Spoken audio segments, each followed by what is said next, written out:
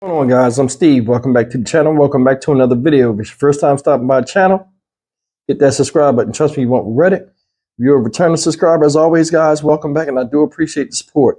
Guys, listen. Tomorrow marks the 5-month mark that the body of Allisha Watts was found after she was brutally taken off this planet by her ex-boyfriend or boyfriend at the time, James Dunmore, pictured here. Now, I've been fully vested in this case, and I've been really, there's certain things with this case I can't wrap my head around, and I'll talk about it a little bit later on in this case. But I mean, a lot of you guys, have been brought from the traffic from me covering this case to this channel, and I do appreciate your support.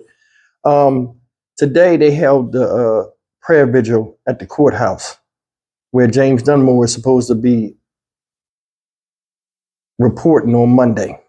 Now, I haven't had any more info about him because, they've been postponing some of the court dates that he's been his appearances in court. For some reason, I don't know why. But I'm going to play this video, and they had a vigil today in her honor. And no matter how much, I think about this case and how much it hurts, because it's very close to me because I met a lot of her family and stuff like that when I went down and attended the funeral. There's certain things I still can't get my head around. But listen, go ahead and take a look at this, and I'll come back and I'll talk about those to you. It's been months since the last development in the death of Allisha Watts, but her family's making sure her story doesn't fade away. Watts was found dead in Montgomery County a month after disappearing from Moore County. Her boyfriend is in jail charged with murder. WRO's Chelsea Donovan shares the messages from Watts' family today. Tomorrow marks 5 months since Allisha Watts' body was found here in Montgomery County. Her boyfriend sits in a jail cell charged in her murder, and family and friends today are working to make sure that her name is top of mind for prosecutors. We gather here today. Under the columns of the courthouse on a cold, dreary day, they gathered. Though we're small, today we're mighty. A small group, but a powerful force. We're in yet another season, and we still have the same questions. When will we get justice for Allisha Watts? This core group of Allisha Watts' family and friends have been relentless in their quest for justice. It started when 39-year-old Allisha Watts from Moore County went missing on July 16th of last year. She hasn't died in our hearts. She's always going to be there. A month later, Watts' body was found deep in the woods behind this cemetery in Montgomery County. Investigators believe her body had been there a month. Once her body was recovered, her boyfriend, 51-year-old James Dunmore, was charged in her murder. We want Allisha's murderer to get all of what he should get. The group believes information from prosecutors here has been minimal. However, a judge did find probable cause that Dunmore murdered Watts, dumping her body here. There has to be more investigation. There has to be more accountability. While the wheels of justice move slow, this group says they will wait it out while keeping Allisha's name in the spotlight with the motto, pray, trust, wait. Justice gonna be served. Hallelujah. Allisha will not be forgotten. James Dunmore is due back in this courtroom here on Monday. This as Allisha Watts' family and friends await her autopsy results that would reveal her manner of death. Chelsea Donovan, WRAL News, Montgomery County. All right, guys, that's the news about the vigil that went on today. And I got to give everybody down there credit. Friends and family that are keeping this story alive. That's what we need to do. A lot of other classes of people remember things, and they do this moving forward. So in an effort to, bring awareness that it doesn't happen again, us as Black folk need to do that more. And not just in this, in gun cases involving children, just violence, period. Kudos to everybody down there, friends and family, those that I met and those that I didn't meet. You know what I'm saying? I was at the funeral. I spoke at the funeral. I had the the privilege of speaking at the funeral. So I thank everybody there. When I came down there to attend the funeral and speak with everybody that was hurt, I seen the pain in their eyes. I seen the, at the funeral where, there were people in there that just couldn't fathom this happening to somebody like Allisha. I seen the casket. I seen the procession after the funeral service. I went to the repast, spoke to a lot of people, connected with a lot of people. Like Memphis, when I went down there for the Tyree Nichols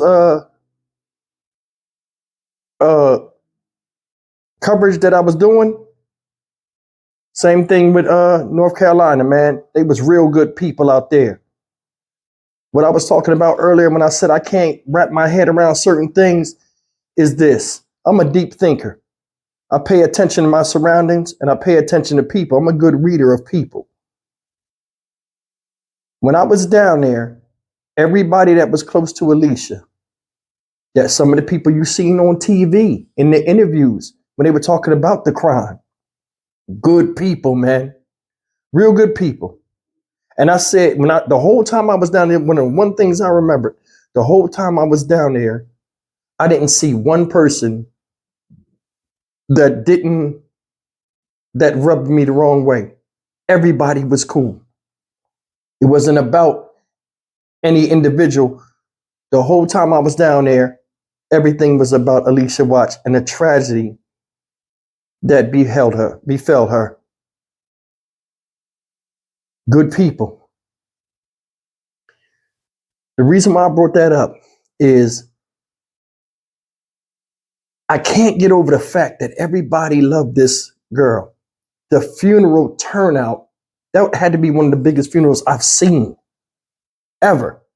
Showing support for one person who's no longer here, unjustly taken off this planet. And the solidarity and support in times of sorrow really impressed me. Really impressed me. If I seen that, and I didn't know Allisha Watts, if I seen that glow that a lot of people had when they spoke about her, I'm sure this guy had to see that. And from me covering this case and some of the things that were uncovered about his character, being jealous, insecure, she wasn't the right one for you in the first place, bro. There are a lot of men out here, or people, period, that talk a big game and want to be bigger than they are and say they want a certain type of person in their life, significant other. But when it comes, they walk in circles or they get exposed. If her light is bigger than yours, it is shining more than yours, you're still connected because that's your better half. She shine, you shine, and vice versa. Why be jealous of somebody that gives you a shot, number one, and number two, you can't get no closer as a male member of the species to her. So what are you jealous for? I don't understand that. This guy, she was found July 18th, right? She was missing a month. A month, y'all. A month. Sitting somewhere in the field, family going crazy.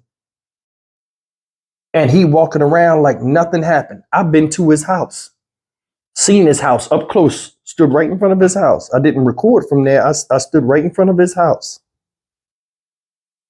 I've been to Seven Pines, been to her gravesite. I did a video about that. I mean, just being vested in this case and meeting the family, they welcomed me as family themselves, as if I was one of them. Respect. And these were strangers. Imagine the what type of person she was with him. I bet you she was loving, she was kind, she was helpful, and she wanted to see him do right. A lot of times you can't be friends with people that want your life. I learned that a long time ago. And you also can't be with somebody that wants to limit your success because they feel as though they can't keep up with you because you're moving too quick.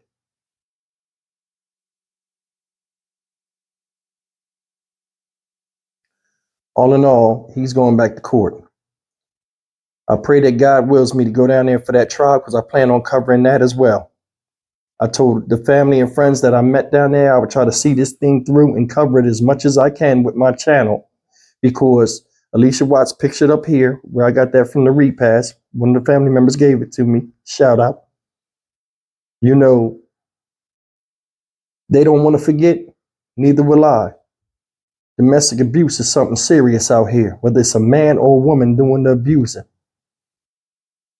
But one thing always comes back to it. Anytime you're in a relationship, there's always one thing that can happen. You can break it off, one or the other. You don't have to take the life of somebody because you're not satisfied, with the feelings you're getting from that person or the feelings that you got within yourself. Sometimes we need to look in the mirror and own what we see.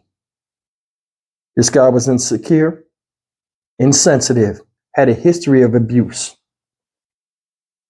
ex-wife, and everything else that he was abusing. All of this stuff came out to show how much of a monster this guy was.